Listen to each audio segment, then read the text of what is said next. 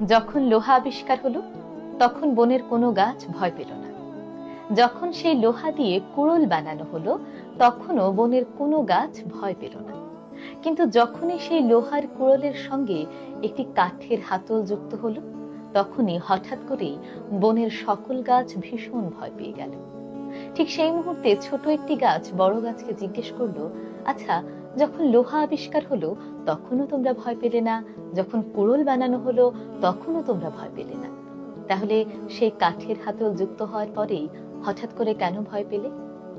বড় গাছটি ব্যাখ্যা করলো, যখন নিজের ঘরের কেউ শত্রুর সঙ্গে যুক্ত হয়ে যায় এর চেয়ে ভয়ঙ্কর আর কিছুই হতে পারে না।